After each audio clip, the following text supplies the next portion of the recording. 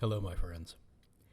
Today I'm going to give you an overview of how to use Screencastomatic to make short instructional videos. I'll walk you through the software interface, how to record videos, how to finish them, and then how to upload them to YouTube or save them to your desktop. I'll then give you a few hints and tips from my experience on educational video production. For this video, I'm using a Windows laptop with a built-in camera and the Chrome browser. However, this software is, to the best of my knowledge, compatible across all platforms. Screencastomatic.com provides free screen recording-based software. There is a short download, but no installation of software as it runs within your browser. We start by going to the web page, a link to which I will put in the description of this video.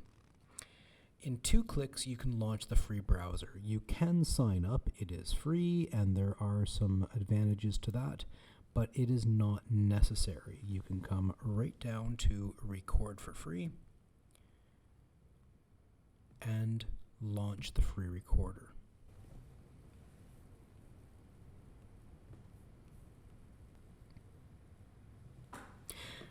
There are additional bells and whistles that you get with purchasing the software, but it's not necessary.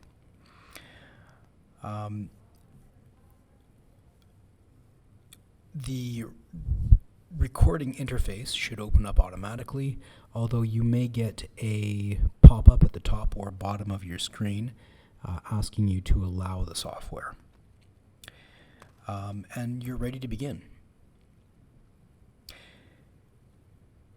If this pop-up window doesn't open automatically, you can access it by clicking the screw wheel here at the bottom, and you can open and close that anytime during your recording. You have the option of choosing whether to record just your screen and no webcam, the webcam, it's me! Or you can choose both. And you can choose where you put the picture of you. I'll be there. For most of my videos, I prefer just to do the screen to keep the focus on what I'm showing. However, for different learning objectives, you have the option.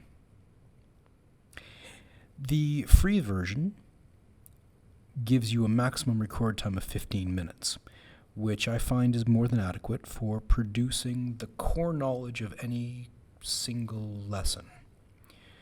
You can adjust the screen size to fit your choice, full screen or down to 720p, depending on how you want to organize it. You can choose the exact size as you like right there. I'm going to keep it at full screen for my video.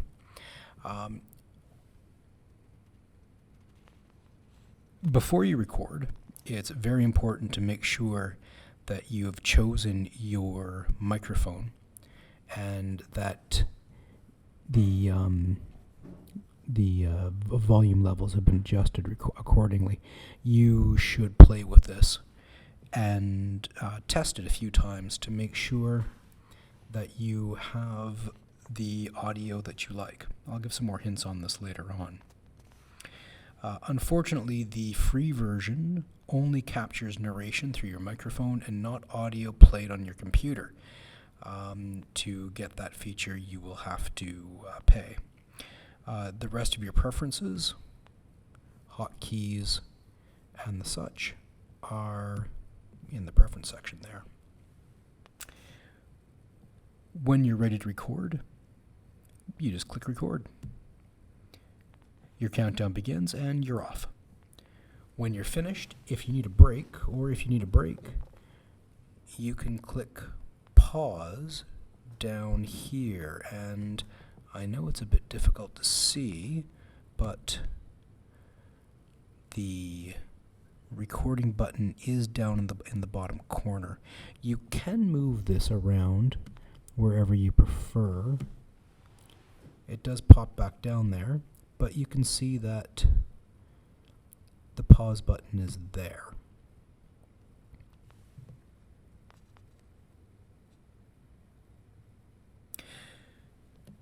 You do have the ability to use this bar to go back and forward, play your recording, preview, set back, and record over parts if you wish.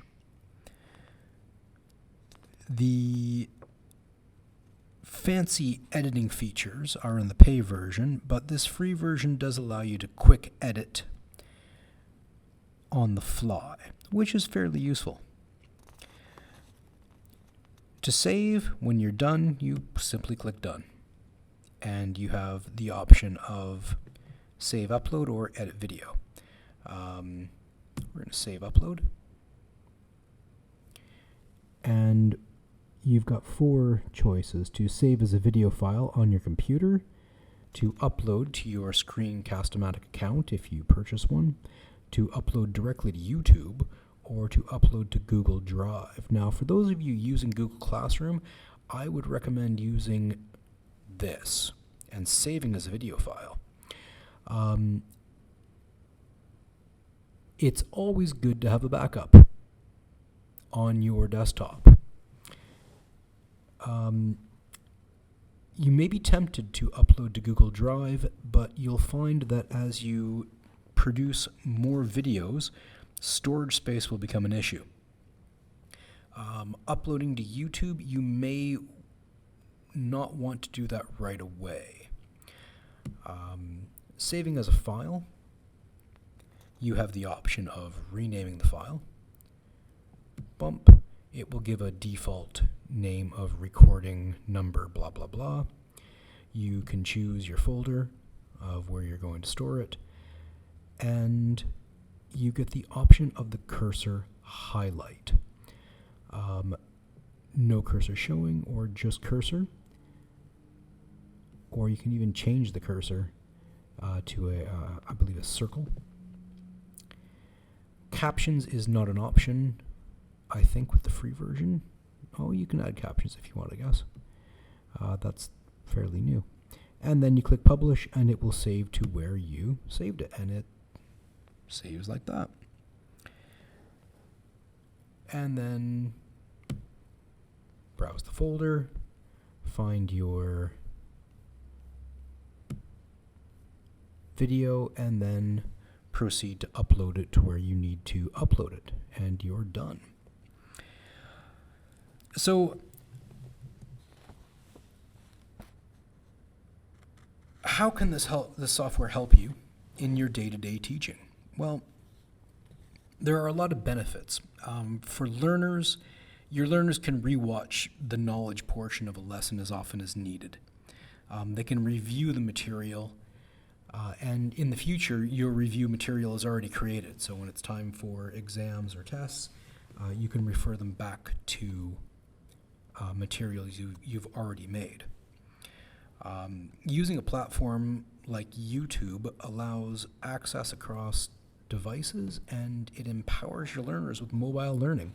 They can literally be studying wherever they've got Wi-Fi. For organizing distance learning classes and for organizing parents or helpers at home,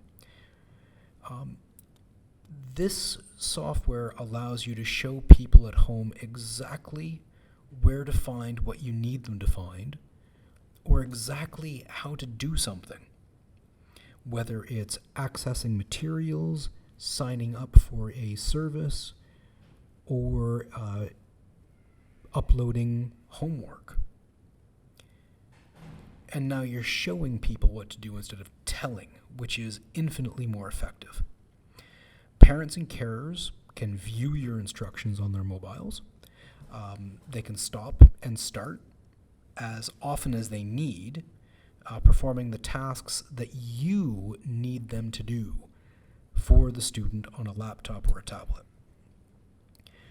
Once you've got an instructional video tailored to your needs, you can reuse it as many times as you need, as long as it remains relevant to the platforms you're using, and this will save you time and headaches. Some recommendations I have for you. A standalone microphone it makes a world of difference in sound quality. Regardless if you can afford one, do a few practice runs with the microphone you are using. All microphones have a sweet spot for optimal pickup. If you have echoes on your video, you can put a sound-absorbing carpet down or a blanket, and this will soften ambient noise, and it's a great way to increase your video quality, or at least your audio quality. Keep your videos short and relevant. Have a script, even a general one. Videos for students need to be less and relevant. Videos for parents and carers should be directed towards the task you need them to perform for that lesson. You don't need special effects or CGI or animations. You sometimes don't even need to be running through a PowerPoint. What you need is a direct objective, a logical path to get there, clear instructions. When you're showing step by step what you need done, you'll find that your new teammates in the home sphere will perform brilliantly for you. On a professional note, a library of video lessons will pay off in the future. The majority of us end up repeating content year after year. Building up a portfolio of materials is always useful and allows for greater flexibility over time. It's also a great way to showcase your versatility as a teacher. There are lots of subject-specific things you can do,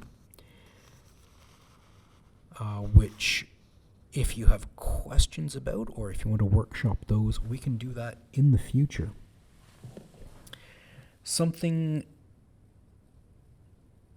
to also take into consideration, and if I can very quickly go to YouTube and go to my channel, and you can see the pile of videos that I've made over the last year or so.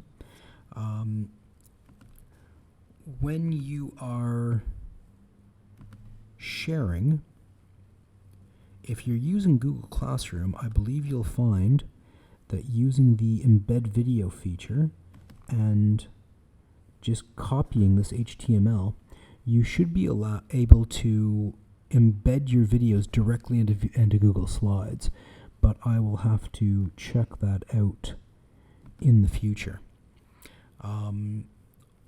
I hope this has been a useful instructional for you, and if you have any comments, feel free to drop them down in the comments, and if there are ideas that you'd like to workshop in the future, please let us know. Take care, stay safe, and good luck creating.